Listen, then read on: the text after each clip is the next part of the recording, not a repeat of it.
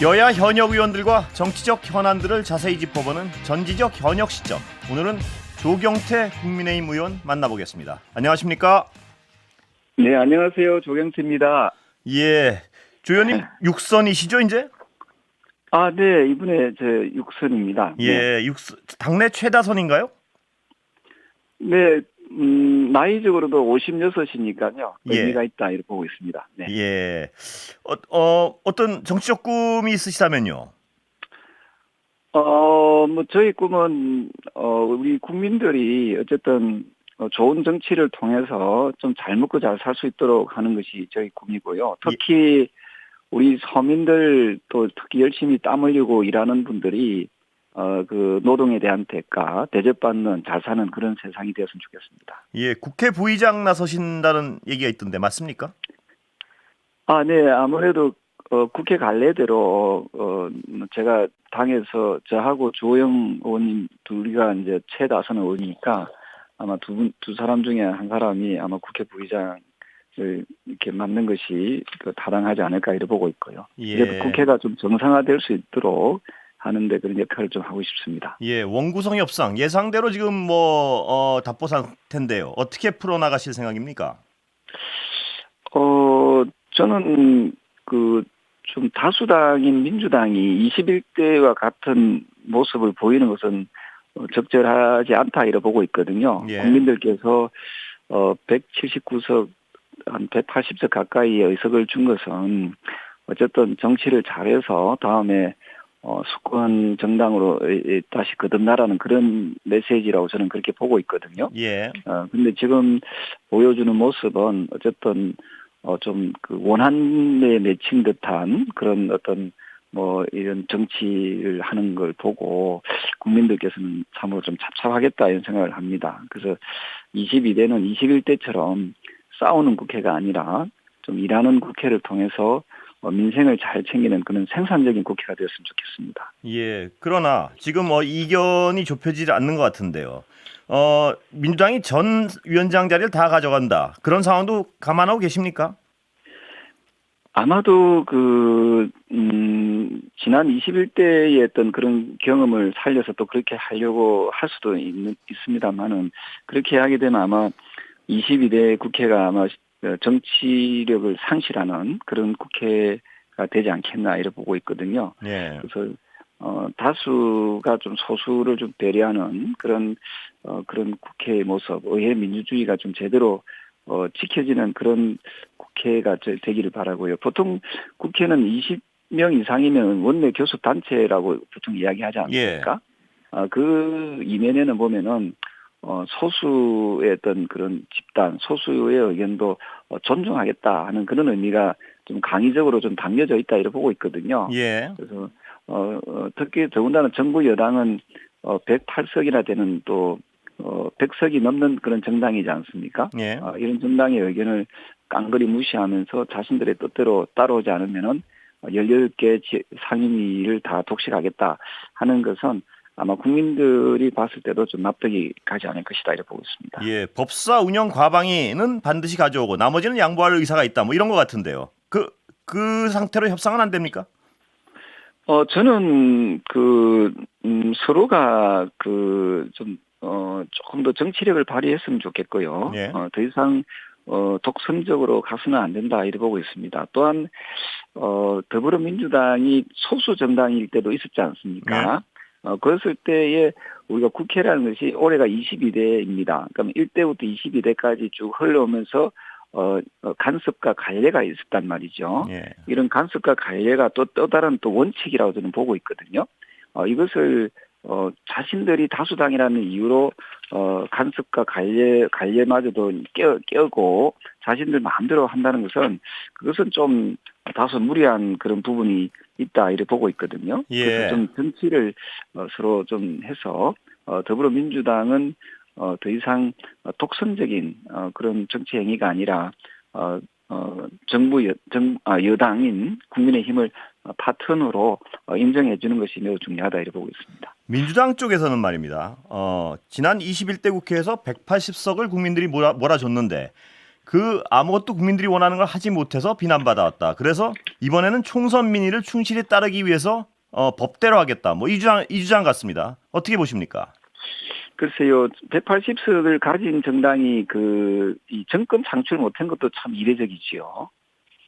예, 그 이유가 어디 있느냐 하면은 바로 21대 국회를 민주당이 자신들 마음대로 하다 보니까 국민적 신뢰를 잃었기 때문에 정권을 창출하지 못했다 이렇게 보고 있거든요. 예. 따라서 이번에 180석을 의석을 가지고 있으면서 똑같이 반복해 나간다면은 국회의석은 자신들이 다수당을 점하고 있을지 모르지만 정권 창출엔 또 거리가 멀어질 수밖에 없다 이렇게 보고 있고요. 예. 또 하나가 사실은 의석수는 약 190대 108석이지만 사실은 국민의힘이 지난 총선에서 받은 득표율만 보면 45%이거든요. 예.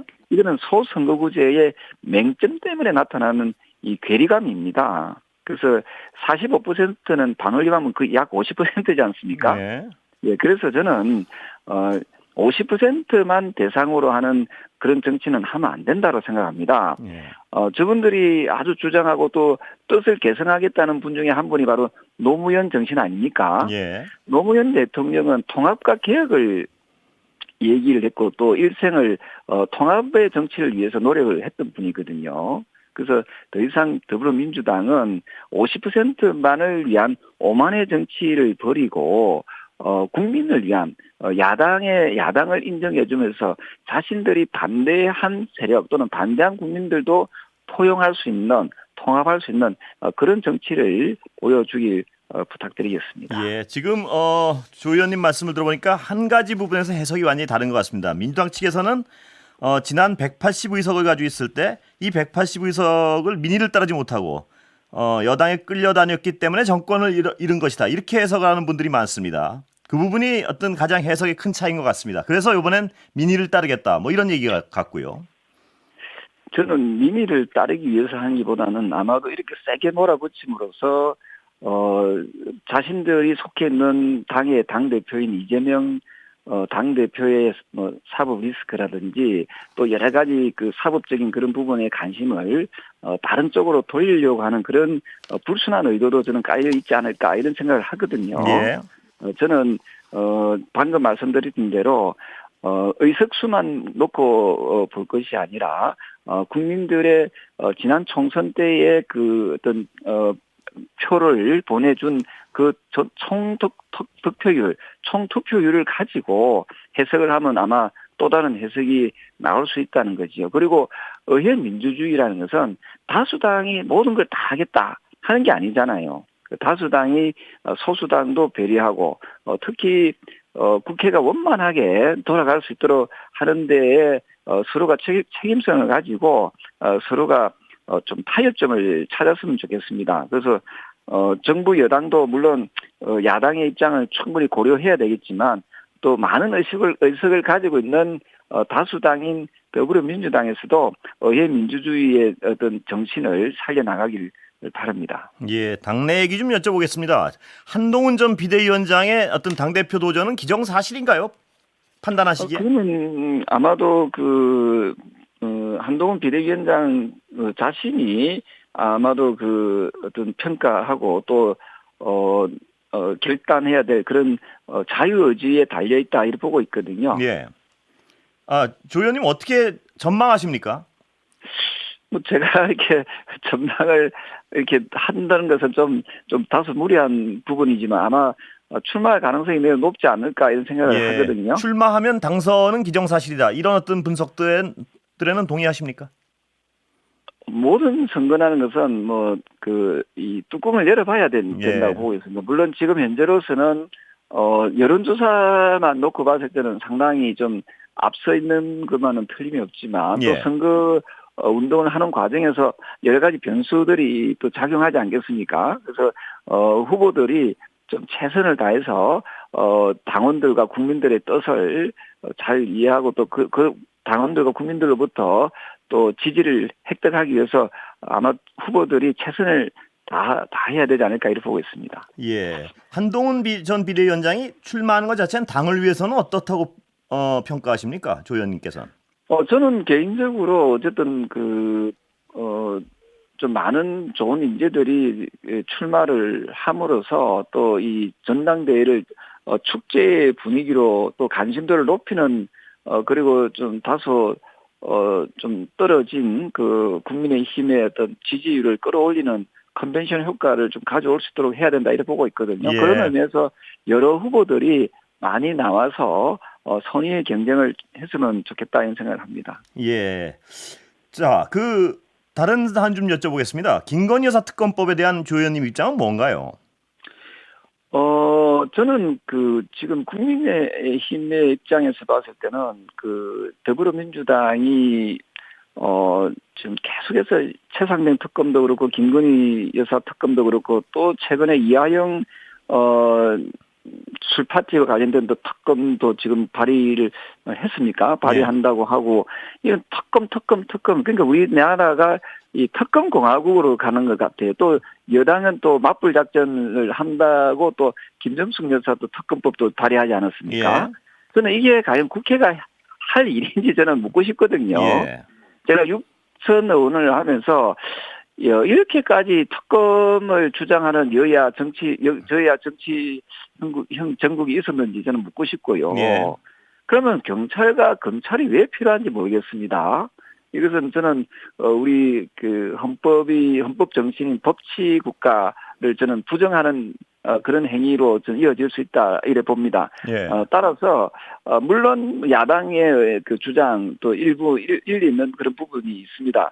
그런 부분들이 좀 더 해소하기 위해서 선결할 과제는 뭐냐면 어쨌든 수사를 빨리 한 점 오유 없이 수사를 좀 제대로 좀 진행을 하도록 좀 촉구하는 그런 모습들이 우선돼야 되지 않을까 이렇게 보고 예. 있거든요. 그런 측면에서요. 요새 검찰이 김건희 여사에 대한 공개 소환 방침을 밝혔다. 뭐 이런 보도도 있었는데 물론 나중에 부인했지만요.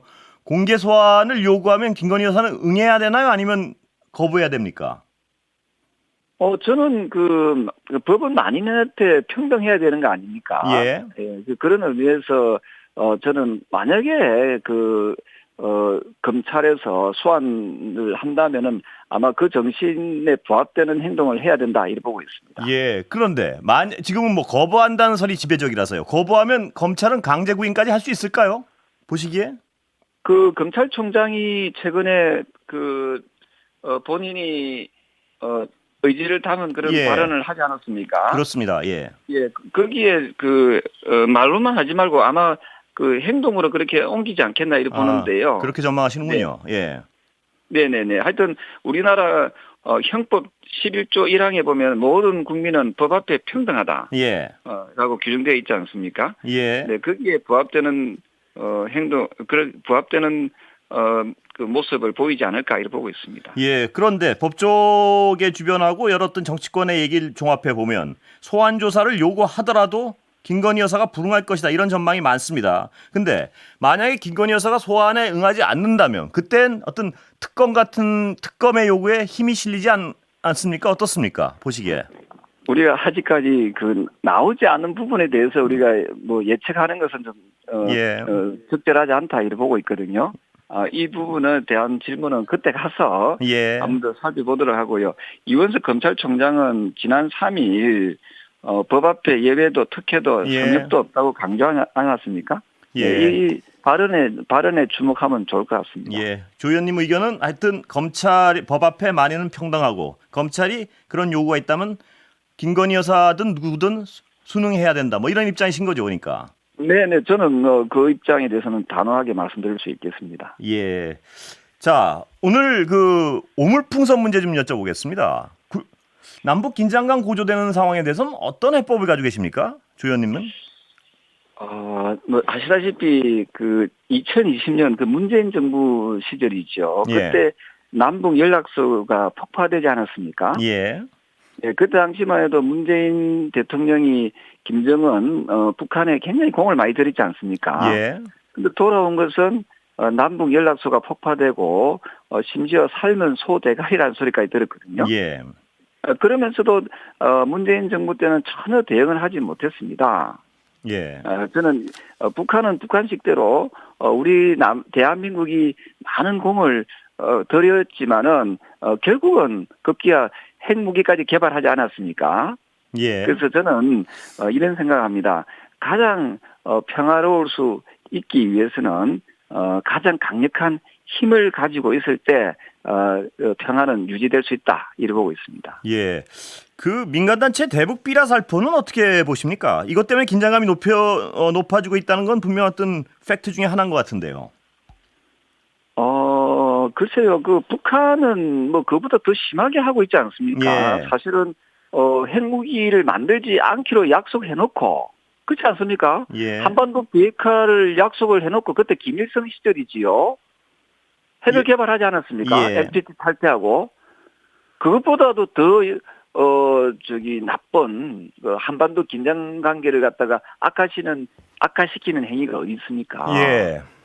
그 뭐 민간 단체에서 전단지를 보냈다 해가지고 그 부분에 대해서 우리한테 이렇게 위협을 가하는 그것은 잘못된 거죠. 그러면 정식적으로 정부에다가 이런 부분은 좀 자제해 달라라고 요청을 뭐 하면 모르겠습니다만은 예. 이것을 자신들이 그런 그 절차는 깡그리 무시하고 오물풍선을 갖다가 수백 개를 이렇게 보내고 이건 일종의 풍선을 보낸 것은 저는 쓰레기 테러라고 보고 있거든요. 이런 행위에 대해서 분노하지 않는 것은 저는 대한민국 국민이 아니다 이렇게 보고 있습니다. 물론 북한의 오물 테러 행위, 오물 풍선 행위도 비난에 마땅한데요. 이 어떤 민간단체 삐라 살포 이 행위도 결코 국익에 도움이 되는 것 같지는 않은데요. 어떻게 보십니까? 이 행위는 좀 자제를 시켜야 되는 거 아닌가요? 북한의 그 부분에 대해서는 그 민간단체가 왜 그렇게 하는지에 대해서는 예. 조금 더 정부 관계자가 살펴봐야 되겠지만 어쨌든 우리 정부와 북한 당국이 협상했던 부분들 그런 부분들에 대해서 약속을 깬 부분들이 북한도 수없이 많지 않습니까? 예. 지난해에 이미 2023년이지요. 지난해 11월에 북한은 그 9.19 군사 합의를 갖다가 일방적으로 전면 파기 선언을 했었지 않습니까? 예. 이것을 우리 정부에 물어보지도 않고 일방적으로 파기 선언했던 부분. 그리고 앞서 말씀드렸던 대로 2020년 6월 16일 남북 연락소를 갖다가 폭파시킨 이런 부분들, 그 여러 가지 부분들이 보면은 우리 민간 단체에서 전단지를 보낸 것보다 훨씬 더 강도 높은 그런 도발을 한 행위에 대해서 이런 부분에 대해서 북한이 앞으로 우리가 약속을 잘 지키고 이런 도발을 하지 않겠다. 이런 것들도 저는 필요하다 이렇게 보고 있습니다. 예, 의원님 말씀대로 서로가 자제해야 될 것은 분명히 자제를 해야 그렇습니다. 되는데, 예. 우리가 쓸데없이 긴장을 높이는 민간단체 행위도 좀 억제를 시켜야 되는 거 아닌가 이런 질문입니다. 예. 네, 좋은 그 질문이신데요. 예. 그 이전에 가면 자신들이 우리 대한민국을 자극하거나 대한민국의 위협을 가하는 미사일 실험이라든지 미사일 발사라든지 이런 것도 좀 자제해 줬으면 좋겠습니다. 예, 의원님 오늘 여기까지 듣겠습니다. 장시간 감사합니다. 네, 감사합니다. 예, 지금까지 조경태 국민의힘 의원이었습니다.